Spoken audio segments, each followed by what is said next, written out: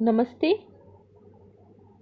राजस्थान के भौतिक विभाग के अंतर्गत हमने पश्चिमी मरुस्थलीय प्रदेश तथा अरावली पर्वतीय प्रदेश पर चर्चा करी।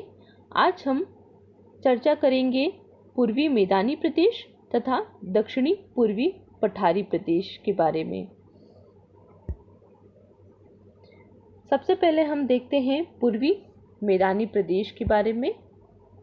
पूर्वी मैदानी जो क्षेत्र है यह राज्य की कुल भूमि के 23.3% भाग पर फैला हुआ है। मानचित्र में हम इस पूर्वी मैदानी प्रदेश की स्थिति देखें। ये जो प्रदेश है यह है पूर्वी मैदानी प्रदेश, जो कि राज्य की कुल भूमि के 23.3% भाग पर फैला हुआ है और यहाँ पर राज्य की कुल जनसंख्या का 39% भाग निवास करता है। ये जो क्षेत्र है पूर्वी मैदानी क्षेत्र, यह राज्य की कुल भूमि के 23.3% भाग पर फैला हुआ है तथा यहाँ पर राजस्थान की कुल जनसंख्या का 39% भाग निवास करता है। पूर्वी मैदानी प्रदेश को पुनः 3 भागों में विभक्त किया गया है। पहला है चंबल बेसिन, सेकंड है बनास बेसिन और थर्ड है माही बेसिन।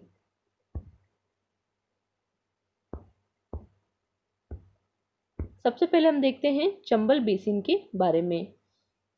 चंबल बेसिन के अंतर्गत कोटा, सवाई माधोपुर, करौली और धौलपुर का क्षेत्र सम्मिलित है। चंबल जो बेसिन है इसके अंतर्गत कोटा, सवाई माधोपुर, करौली और धौलपुर का क्षेत्र सम्मिलित है। चंबल बेसिन क्षेत्र में मुख्य रूप से उत्खात स्थलाकृति फैली हुई है। उत्खात स्थलाकृति क्या होती है कि चंबल नदी के द्वारा इन क्षेत्रों में अवनाली का अपरदन किया है, जिसके कारण से ये जो क्षेत्र है यह काफी उबड़ खाबड़ सा क्षेत्र हो गया है, असमतल क्षेत्र हो गया है, यहाँ पर गहरे खड्डे हो गए हैं। ऐसी स्थलाकृति को कहा जाता है उत्खात स्थलाकृति। तो इस क्षेत्र में मुख्य रूप से उत्खात स्थलाकृति फैली हुई है। इसी के साथ यहाँ पर नवीन कांपीय जमाव भी पाए जाते हैं। नेक्स्ट है बनास का मैदान। यह एक विस्तृत मैदान है। बनास के मैदान की समुद्र तल से ऊंचाई है 150 मीटर से 300 मीटर। बनास के मैदान का जो ढाल है यह पूर्व की ओर है। यह जो मैदान है यह बनास नदी का प्रवाह क्षेत्र है। बनास और इसकी सहायक नदियों ने इस मैदान का निर्माण किया है। इनका विशाल प्रवाह क्षेत्र भीलवाड़ा, टोंक, अजमेर, जयपुर, दौसा और सवाई माधोपुर जिलों में है। ये जो मैदानी क्षेत्र है यह कहीं कहीं पर तो पूरी तरह से समतल है तथा कहीं पर यह कटा फटा है, लेकिन इस पूरे ही क्षेत्र में जलोढ़ मिट्टी के जमाव पाए जाते हैं, जो कि कृषि की दृष्टि से काफी महत्वपूर्ण है। बनास का जो मैदान है इसका दक्षिणी भाग कहलाता है मेवाड़ का मैदान और इसका उत्तरी भाग कहलाता है मालपुरा करौली का मैदान। जो बनास का मैदान है इसका दक्षिणी भाग कहलाता है मेवाड़ का मैदान और ऊपरी भाग कहलाता है मालपुरा करौली का मैदान। नेक्स्ट है मध्य माही बेसिन। ये जो क्षेत्र है यह माही नदी का प्रवाह क्षेत्र है। इसमें मुख्य रूप से डूंगरपुर, बांसवाड़ा और प्रतापगढ़ जिलों को सम्मिलित किया जाता है। ये जो प्रदेश है यह अत्यधिक असमतल है तथा इस क्षेत्र में छोटी छोटी पहाड़ियाँ दिखाई देती है। मध्य माही बेसिन का जो क्षेत्र है यह गहराई तक विच्छेदित होने के कारण तथा पहाड़ी भूभाग होने के कारण, पहाड़ी क्षेत्र होने के कारण इसे स्थानीय भाषा में वागड़ के नाम से जाना जाता है।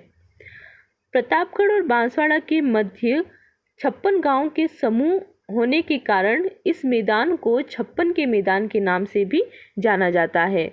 प्रतापगढ़ और बांसवाड़ा के मध्य के भाग में 56 गांवों के समूह होने से इस मैदान को छप्पन का मैदान भी कहते हैं।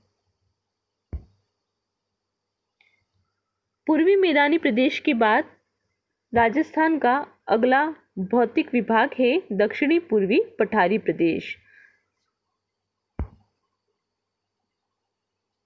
राजस्थान का जो दक्षिणी पूर्वी भाग है यह एक पठारी भूभाग है और यह मालवा के पठार का ही विस्तार है। मालवा के पठार का ही उत्तरी विस्तार है। जो दक्षिणी पूर्वी पठारी भाग है यह मालवा के पठार का ही विस्तार है।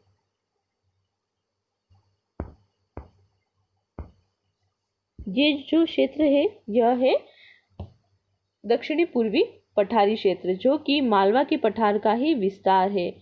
दक्षिणी पूर्वी जो पठार है यह राज्य के कुल भौगोलिक क्षेत्र के 6.49% भाग पर फैला हुआ है।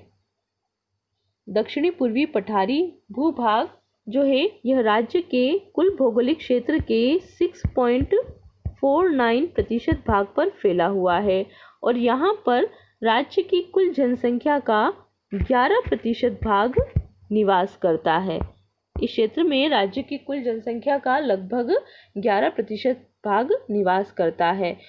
ये जो क्षेत्र है दक्षिणी पूर्वी पठारी क्षेत्र, यह राज्य के सभी भौतिक विभागों में से सबसे छोटा भौतिक विभाग है। दक्षिणी पूर्वी पठारी प्रदेश जो है यह राज्य के सभी भौतिक विभागों में से सबसे छोटा भौतिक विभाग है।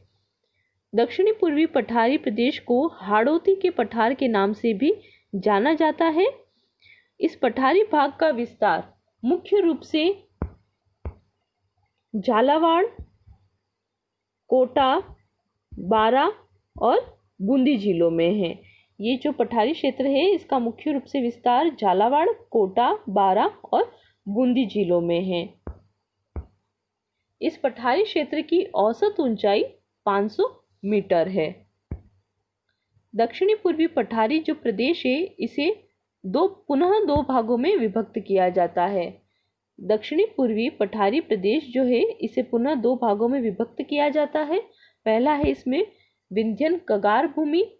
ये जो कगार भूमि है यह बड़े बड़े बलुआ पत्थरों से निर्मित है। विंध्यन कगार भूमि जो है यह बड़े बड़े बलुआ पत्थरों से निर्मित है। नेक्स्ट है दक्कन लावा पठार। विंध्यन कगार भूमि के बाद नेक्स्ट है दक्कन का लावा पठार। दक्षिणी पूर्वी राजस्थान की यह भौतिक इकाई ऊपरमाल के पठार के नाम से जानी जाती है। यह एक विस्तृत और पथरीली भूमि है जिसमें कि कोटा बूंदी का पठारी भाग भी सम्मिलित है। अब ये जो प्रदेश है इसके 5 धरातली उप प्रदेश है। जो दक्षिणी पूर्वी पठारी प्रदेश है इसके 5 धरातली उप प्रदेश है। इसमें सबसे पहला है अर्धचंद्राकार पर्वत श्रेणी, सेकंड है नदी निर्मित मैदान, थर्ड है शाहबाद का उच्च स्थल, फोर्थ है झालावाड़ का पठार और फिफ्थ है डग गंगधार के उच्च क्षेत्र। सबसे पहले हम देखते हैं अर्धचंद्राकार पर्वत श्रेणी के बारे में। इसके अंतर्गत मुख्य रूप से बूंदी और मुकुंदरा की पहाड़ियां सम्मिलित हैं। जो अर्धचंद्राकार पर्वत श्रेणियां हैं इसमें बूंदी और मुकुंदरा की पहाड़ियां आती हैं जो कि अर्धचंद्राकार रूप में फैली हुई है। जो बूंदी की पहाड़ियां है इनकी औसत ऊंचाई है 300 से 350 मीटर और बूंदी की पहाड़ियों का सबसे ऊंचा शिखर है सतुर जिसकी ऊंचाई है 353 मीटर। जो बूंदी की पहाड़ियां है इसका सर्वोच्च शिखर है सतुर जिसकी औसत ऊंचाई है 353 मीटर। अर्धचंद्राकार पर्वत श्रेणियों में दूसरी है मुकुंदरा की पर्वत श्रेणी। इनकी औसत ऊंचाई है 335 से 503 मीटर और मुकुंदरा की जो पर्वत श्रेणी है इसका सबसे ऊंचा शिखर है चंदवाड़ी। मुकुंदरा की जो पर्वत श्रेणी है इसका सबसे ऊंचा शिखर है चंदवाड़ी जिसकी औसत ऊंचाई है 517 मीटर। अर्धचंद्राकार पर्वत श्रेणी के बाद नेक्स्ट है नदी निर्मित मैदान। तो चंबल नदी के द्वारा निर्मित यहाँ पर जलोढ़ मैदान है। जलोढ़ का जमाव यहाँ पर किया गया है। तो यहाँ पर जो मैदान दिखाई देता है वह मैदान है चंबल नदी के द्वारा निर्मित मैदान। नेक्स्ट है शाहबाद का उच्च स्थल। शाहबाद का जो उच्च क्षेत्र है यह 12 जिले के पूर्वी क्षेत्र में मध्य प्रदेश से लगा हुआ है। इस क्षेत्र में एक विशिष्ट भू आकृति दिखाई देती है जो कि रामगढ़ कस्बे के पास में है। ये जो भू आकृति है यह घोड़े की नाल के समान है। ये जो भू आकृति है, जो पर्वत श्रेणी है यहाँ पर, वह घोड़े की नाल के समान है। शाहाबाद का जो उच्च क्षेत्र है यह बारां जिले के पूर्वी भाग में है जो कि मध्य प्रदेश से लगा हुआ है, और इस क्षेत्र में एक विशिष्ट भू आकृति दिखाई देती है जो कि रामगढ़ कस्बे के पास में है। यहाँ पर रामगढ़ कस्बे के पास में घोड़े की नाल की आकृति के समान पर्वत श्रेणी है और इसके मध्य में एक छोटी झील है। नेक्स्ट है इसके बाद झालावाड़ का पठार। झालावाड़ का जो पठार है यह दक्षिणी भाग में है, दक्षिणी हाड़ौती क्षेत्र में है। झालावाड़ का जो पठार है यह दक्षिणी हाड़ौती क्षेत्र में है। ये जो क्षेत्र है यहाँ पर है झालावाड़ का पठार।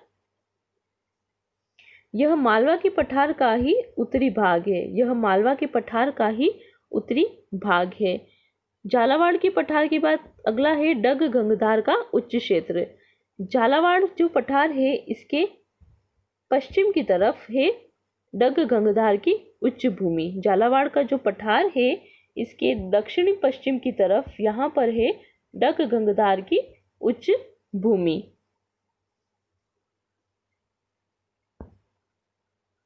धन्यवाद।